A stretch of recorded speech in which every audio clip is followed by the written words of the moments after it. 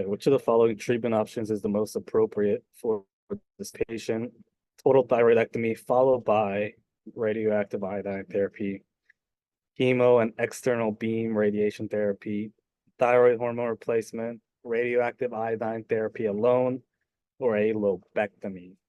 This is within your field right here. Here we go. So 65-year-old woman is referred to an endocrinologist for evaluation of a rapidly enlarging neck mass over the past 6 weeks. She reports difficulty breathing and swallowing. On physical exam, there's a fixed hard mass in the thyroid region. We did a FNA biopsy, which shows an undifferentiated pleomorphic cells with high mitotic activity. Um, Imaging studies show local invasion and distant metastasis. What's the most appropriate treatment? So this lady has the anaplastic carcinoma of the thyroid. Well, what do you want to do? I mean, there's already metastasis. Um,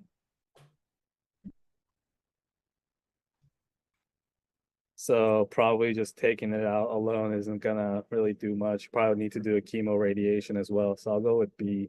It's the only one that has any kind of like intervention for the Mets. Final answer.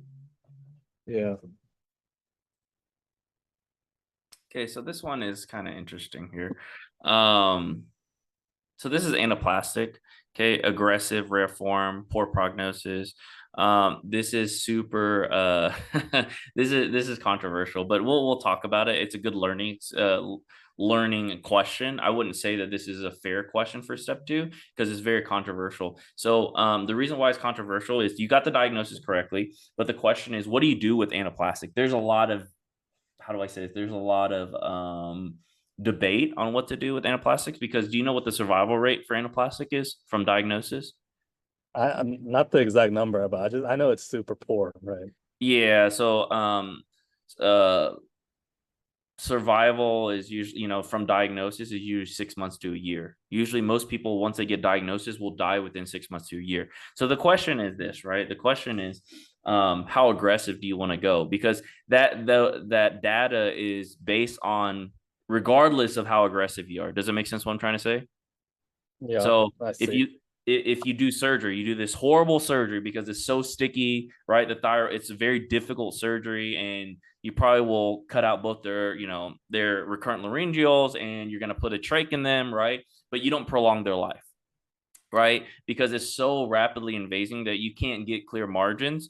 And so they're going to die 6 months to a year anyway. So the question is, should we do surgery? That's the huge debate, right? And so So it should just obviously, be palliative care. yeah, so that's the thing. Some people are like, "Oh, we don't want to make their life more horrible." But then the question is, well, we can't just let it continue to grow because then eventually she won't be able to breathe. You know what I'm trying to say?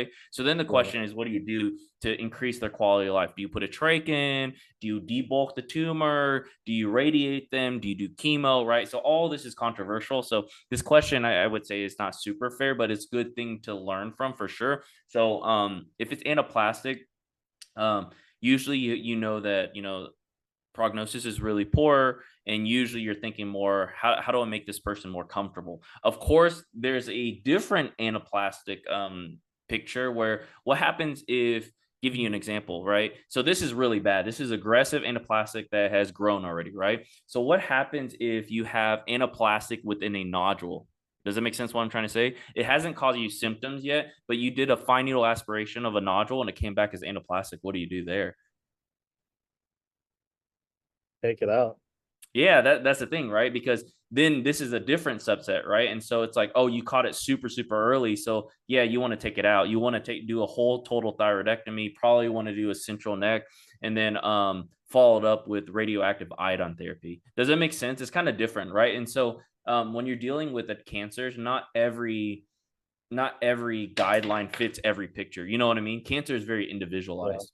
So even though you learn guidelines, but you can't say, oh, the person that you incidentally found anaplastic on a nodule, you can't just be like, well, you're screwed. So I'm gonna just put a trach in you. That doesn't make any sense. You know what I'm trying to say? So it just Yeah. depends, clinical, but good.